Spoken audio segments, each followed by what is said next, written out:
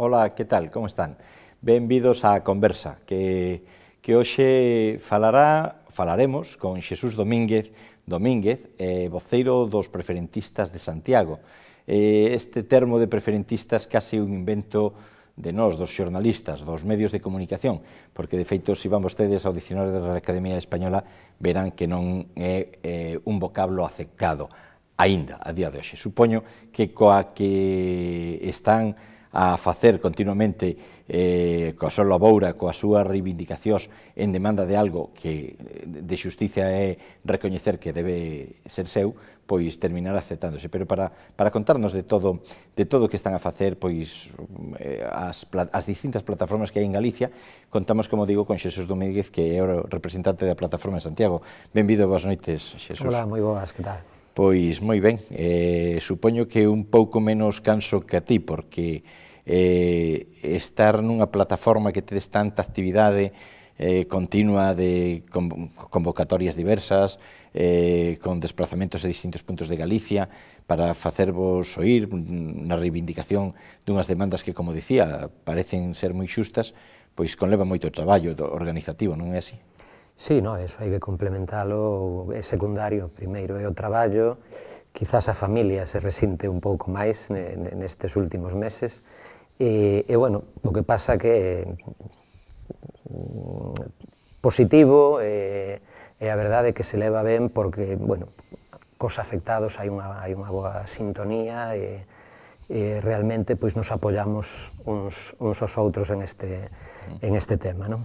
Xa sodes como unha gran familia, non? Unha grande familia, porque cantas plataformas hai aproximadamente? En torno a unha treintena en Galicia, pode ver? Sí, posiblemente se estén montando en estes momentos, agora mesmo, algunha máis, pois pola zona de Verín, Viana do Bolo, posiblemente chegou a información máis tarde, ou esperaron e creeron as promesas tanto da entidade, das sucursais, como de certos políticos que durante o último ano tenderon a calmar os ánimos, entonces estuveron un pouco a expectativa.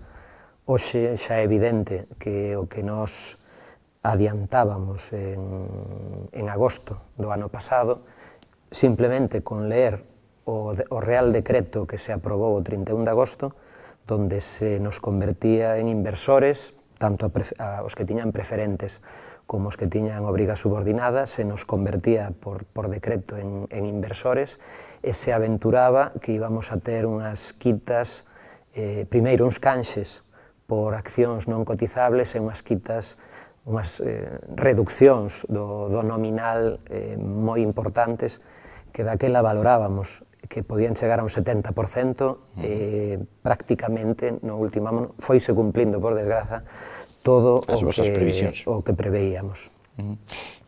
Xesús, pero agora falaches de obrigas de subordinadas. Explícalles un pouco aos nosos telespectadores, explícalles que exactamente unha preferente, que é exactamente unha obriga subordinada, porque isto pasa como coa prima de risco, cando se empeza a falar da prima de risco, todo o mundo a falar da prima de risco e demais, pero salvo aquelas persoas moi doitas na materia, pois a veces escápase.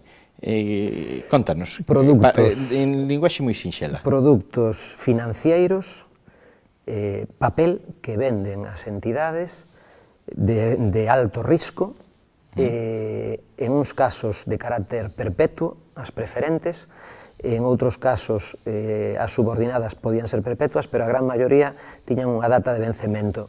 Se vendían como depósitos a prazo fixo, no das subordinadas, ademais, decían, en tal momento vencen e recuperas o principal, e no das preferentes era opcional, a entidade poderá recompralas ao cabo de uns anos. A letra pequena decía que o capital pasaba a ser do banco e a cambio che remuneraban un 2, un 3, un 4% de xuros cada ano, sempre que a entidade tivese beneficios. Si non, nin eso. Si non, nin eso. Por lo tanto, ti pensas que realmente estamos diante dunha grande estafa? Eu creo que sí. Unha estafa debe haber ánimo de lucro. Ten que haber, en este caso, se o capital pasaba a ser da entidade, non é que se quedaran con un porcentaxe do que movían, sino que directamente pasaba a ser non sei se coa intención de que fose unha estafa, pero sí vendendo produtos e comercializándoos con malas prácticas. Está demostrado, xente que non sabe ler, xente coa pegada digital, e incluso con formación, pero sin formación financiera. E, sobre todo, produtos que están deseñados para ser comercializados a administracións públicas, a fondos de inversión e a inversores mayoristas. Co cal, o aforrador cliente dunha caixa de aforros non tiña esas condicións en ningún dos casos, nin renunciou a elas, que era unha das posibilidades, ter renunciado a condición de minorista. Fíxate, o venres da semana pasada, eu escoitaba pola mañán cedo nunha emisora de radio a un economista, do cal non sei o nome, porque xa collín a entrevista avanzada, pero falaba de que hoxe en día neste sistema capitalista parecía que todo era inventarse produtos financeiros, e dicía máis, que había máis de unha dúcia de produtos financeiros que realmente non tiñan sentido algún. Non falaba só do caso de España, sino do conxunto, do noso entorno máis próximo, do entorno occidental. Pero sí que sostiña que esos produtos financeiros, o que movían en diñeiro en capital, era algo así como o 400% do Produto Interior Bruto dos países europeos, é dicir, que se facía como unha grande burbulla, e falaba eso da especulación. Vosotros, en algún momento, falando cos demais afectados, tedes conciencia de que fuchedes debidamente informados, ou polo xeral, que nada, era colocar un diñeiro, como dices ti, para sanear as entidades financeiras? Totalmente enganados. Temos incluso licenciados en Dereito, en Económicas, en Medicina, o sea, profesionais con un nivel de estudos alto, e o perfil é exactamente o mesmo. Os chamaban saldos estables na conta corrente ou nun depósito, e se lles ofrecía un produto similar, e realmente son produtos complexos, recoñecidos polos institutos de supervisores, que non deberían ser comercializados entre minoristas, e que sí que é certo que hai infinidade, non sei se unha dúcia ou máis, de produtos moi extraños e moi opacos, desde fondos de inversión máis ou menos, pero bueno, vai a palabra inversión, en este caso, é que non éramos conscientes de ser inversores. Éramos clientes de caixas de aforros, aforradores de toda a vida, que queríamos ter garantido o capital, que cho remuneren, pois evidentemente que non cho coma a inflación, pero se cho ofrecen un 4 en vez dun 3, pois bueno, está ben. Pero ás veces incluso se ofrecían con remuneracións por debaixo de depósitos convencionais. Ou seña, incluso que podría ser que o que dices ti, en vez de ser un depósito que vaya sosténdose, que non quere arriscar noutros nun negocio ou demais, o mete nunha entidade financiera, pero aí nin a inflación vos cubría prácticamente, en algún caso. Os primeiros anos, a letra pequena decía que os primeiros anos tiñan unha remuneración un pouco maior, pero a partir do cuarto, do quinto ano pasaba a ser Euribor máis 0,25. O sea, residual. O sea, residual. O caso de meus pais era un 2,37, porque foi unha partida que xa lle endosaron de outro cliente que quiso abandonar o risco. E esa estrutura piramidal, para poder marchar un, ten que entrar outro no sitio.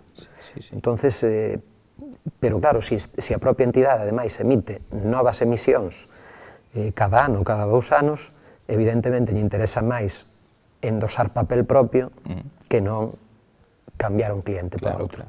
Decías, de todos os xeitos, dicíasame que non erades conscientes bueno, que sabías que a maioría non erades inversores. Sin embargo, eu teño lido por aí en moitas afirmacións, incluso non digo dos afectados polas preferentes en Santiago, pero o mellor si de outras plataformas, que calculabades que o mellor o perfil do que se podía considerar inversor podía estar en torno a un 5%. É así? Esos son datos da nova dirección do banco. O señor Castellanos ten dito que o 95% éramos clientes minoristas, aforradores, o sea que claramente, eu non sei se en este momento é así, pero eu supoño que quen tuvo información, un inversor que ten información dos mercados, de como van evolucionando estes produtos, en canto ve un risco, dá orden de venda e marcha. E estou seguro de que grandes ou medianos inversores foron os primeiros que abandonaron estes produtos, se é que o sabía realmente, non?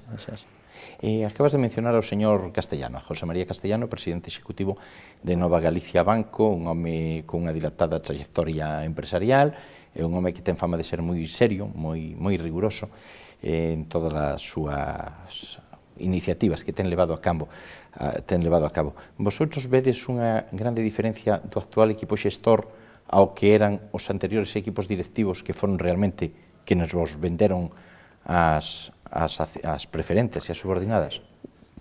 O trato do cliente normalmente na sucursal, co bancario que está detrás do mostrador, donde faz as operacións, como moito pois chegas a falar co director ou co interventor da sucursal.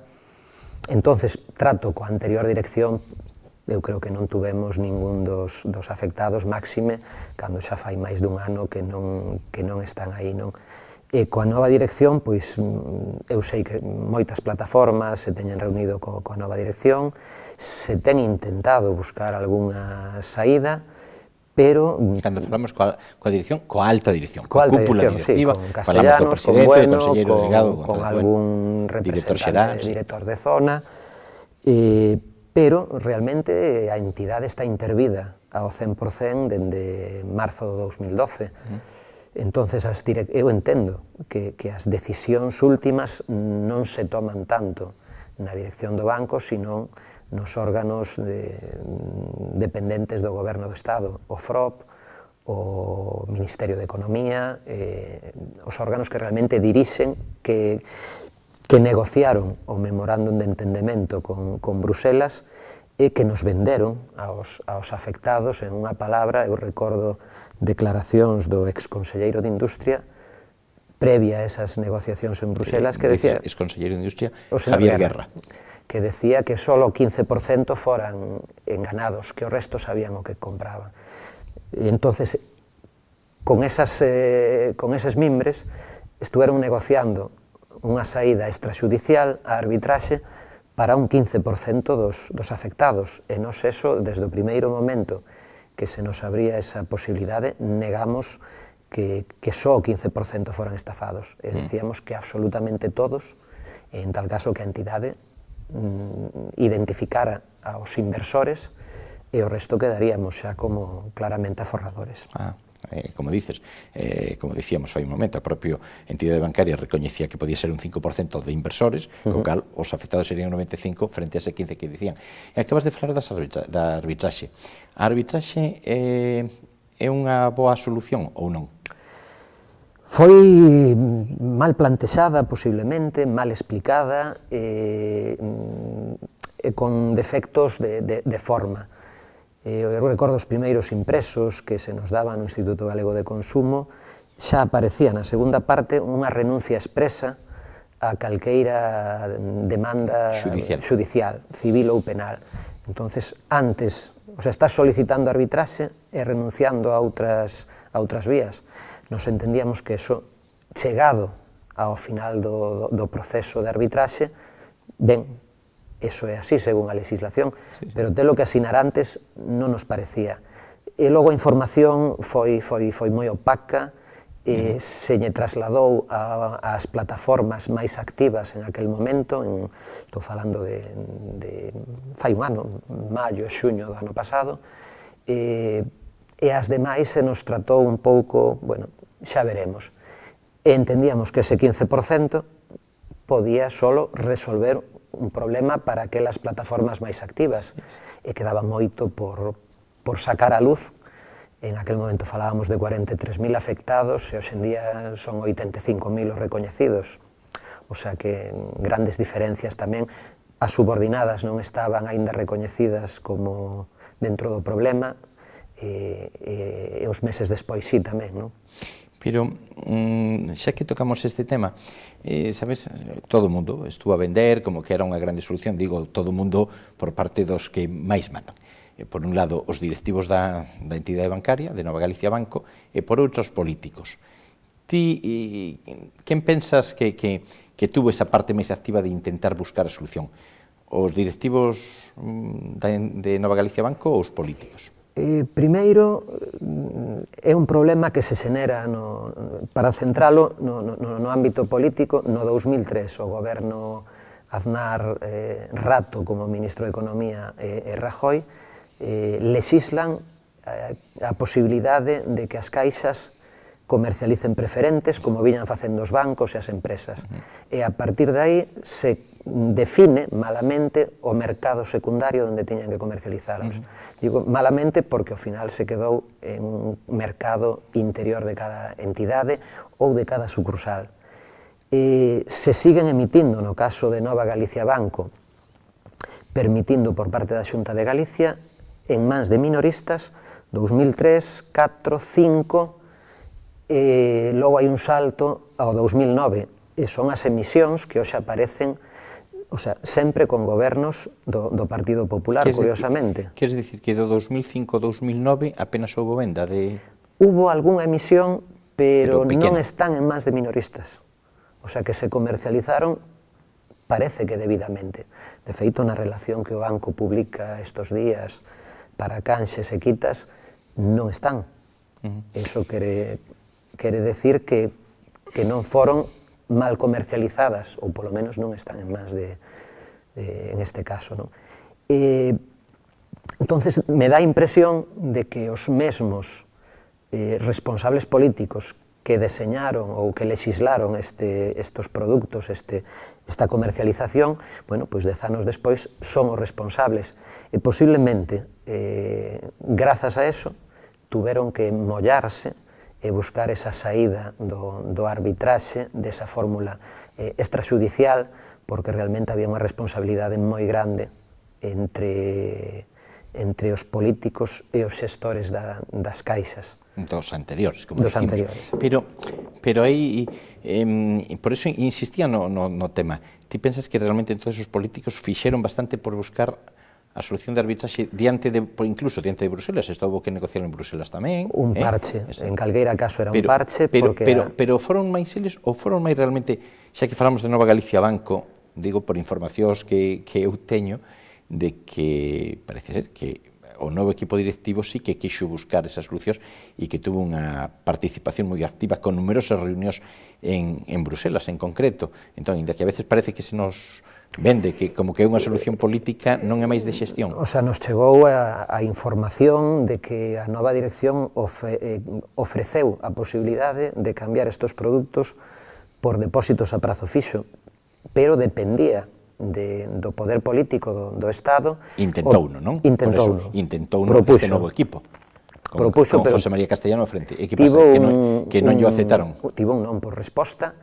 Eu entendo que de xeito arbitrario, porque outras entidades sí que se lles permiteu. Eso che iba a preguntar, se non hai agravios comparativos. Caixa Castilla-La Mancha ou Caixa Penedés, creo que son dúas que sí tiveron posibilidade de canxes por depósitos a prazo fixo ou por devolución. Non sei se polo tamaño das entidades. En calquera caso era unha solución que aos afectados nos podía valer perfectamente, que temos escoitado algunha proposta nesa liña e podería ser perfectamente, salvo necesidades imperiosas de liquidez para casos concretos, que nos podría valer en aquel momento perfectamente, nos daría tranquilidade e seguramente para a entidade, para o banco, sería unha boa solución, mantería os clientes, mantería os depósitos e lles permitiría ter liquidez en todo este proceso. Vosotros intentachedes, antes falábamos, vos reuniríades coa alta dirección, me dixeches que en algún caso sí, tuvechedes sempre a mesma resposta, a inmediatez na resposta cando pedíades reunións por parte dos directivos que dos políticos ou non? Intentachedes ter reunións conxuntas, ou mellor con ambas partes? Sí. Tiñamos, por parte do Goberno da Xunta, unha resposta ata Instituto Galego de Consumo debido a a inxente cantidade de reclamacións que se facían aí, en algún caso pois con algunha diputación, pero o certo é que o día 2 de agosto solicitamos unha entrevista de 2 de agosto do ano pasado, de todas as plataformas ou representantes das plataformas, co Banco e coa Xunta, co señor Castellanos e co señor Feixóo, nomeadamente. Do señor Castellanos tivemos unha resposta prácticamente inmediata para reunirnos, e, sin embargo, pois do presidente da Xunta, que si problemas da xenda, de viaxes, e non se chegou a confirmar. Nin a día de hoxe? Nin a día de hoxe. Mentres que con Castellanos, pois foi unha representante das plataformas, reuneuse con el en Coruña, e sí que se levou a cabo. En fin, unha situación tremendamente dramática, verdad, a que están a vivir moitas persoas por as imaxes que vemos a veces. Sí, home, nunha situación, nunha época de crise, con un paro do 25%, con situacións precarias, con xubilados que viven dunha pensión pequena, xente que aforrou toda a vida traballando na emigración ou aquí, nos sectores máis variados, pero que se atopan que cando necesitan realmente botar man deses aforros para pagar unha letra, unha hipoteca, un cambiar de coche ou pagarlle unha matrícula a un fillo, pois se atopan con que non dispoñen dos seus cartos aforrados, non? Entonces é moi duro e realmente quita o sono. Hai moitísima xente a tratamentos de tranquilizantes, antidepresivos e demais. Posiblemente haxa uns picos non contemplados na estadística, pero morreu de preferentes. Seguramente no tempo veremos, ou cando menos enfermou polas preferentes ou polas subordinadas, non? É impactante o que nos estás a contar.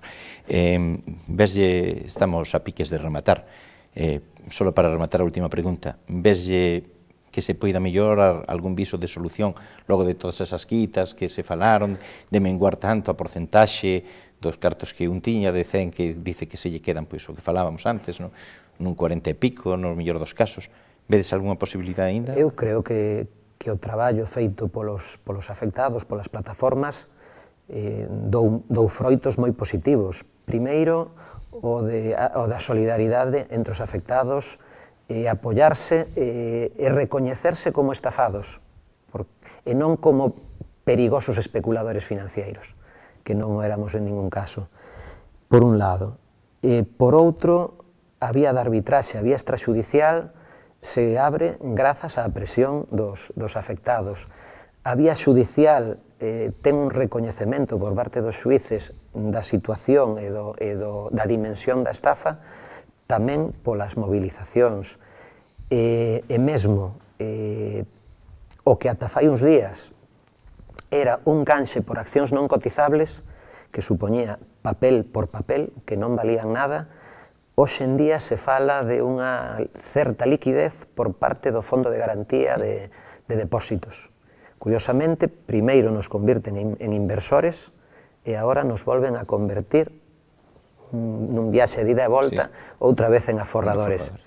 E esa liquidez, que vai do 35% no peor dos casos a un 77% no mellor, xa é outra gran victoria. E esperamos que se abra de novo a vía de arbitraxe, esa é unha demanda á administración do Goberno Central, que dean orden de que se volva a abrir a arbitraxe, que lle den orden á auditora PricewaterhouseCoopers, que é mandada polo Ministerio, que permita esa vía e que ese fondo de garantía cubra absolutamente todo, si non é o caso, que cubra sin quitas e sin dobles quitas, porque o fondo de garantía volva a facer outro desconto, e que a recuperación dos aforros sexa posible para todos os afectados. Pois, Xesús, o galla que se cumplan os teus desexos por o ben de todos os afectados que estades nesta dura situación. E se me permites uns segundos, é polo ben incluso de toda a sociedade. Son cartos que non entran na economía diaria porque están secuestrados e non entran no comercio do lado, no comercio do veciño, na tenda de viaxes ou na axencia de viaxes. Nos está afectando a todos moito máis do que parece. Son parte tamén da crise que vivimos. Pois Xesús, que se cumpra. Noraboa por o traballo tan activo que facedes, nunha causa que ten todas as toda a lógica de reivindicar o que reivindicades. Pois moitas gracias a vos tamén. Gracias de verdade, gracias a todos vostedes, señoras, señores, por habernos acompañado unha noite máis. Xa saben que estamos preto de irnos a camas e que cando se vayan, por favor, que teñan felices e dulces sonos, porque a pesar destas situacións sempre debemos seguir soñando.